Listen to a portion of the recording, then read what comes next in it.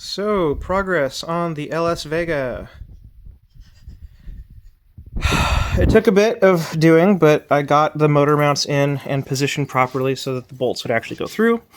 On this side's basically all ready to go. I just need to figure out some exhaust downpipes or something so I don't burn anything on the firewall. The driver's side is the more complicated one because of the custom drive shaft that needed to be made.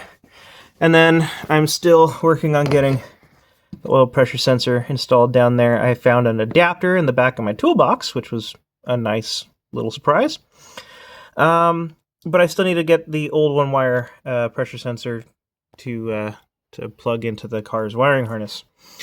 The LS ones are three wire in a couple of different configurations, and they won't work because they run on 5 volts, not 12 volts.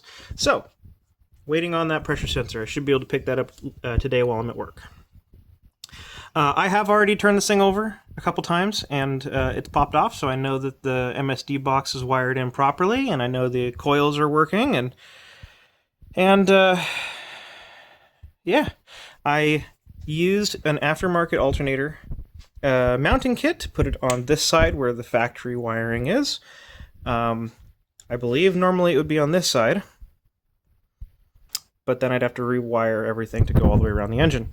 I am using a factory tensioner, which I still need to find another bolt for.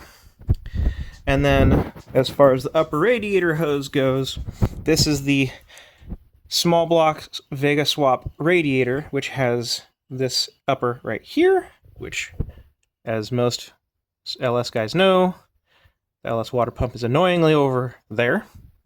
This was a Chevy 5.3 upper radiator hose. I just had to cut it and trim it, and I'm probably going to trim it a little bit more over here, bring this down farther to bring this down, because I think that will hit the hood if I were to put it on. But for right now, it's fine. The lower hose, I mean, that was the original part number. I had to chop up a couple of them to get through the core support, and then use a coupler to attach that there.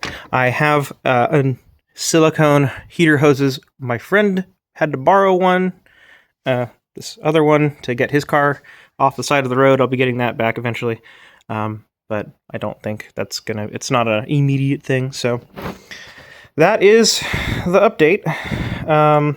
Still waiting on a pressure sensor, and then at that point I need to block a couple of things with vacuum caps, and then I think I'm gonna give it fuel and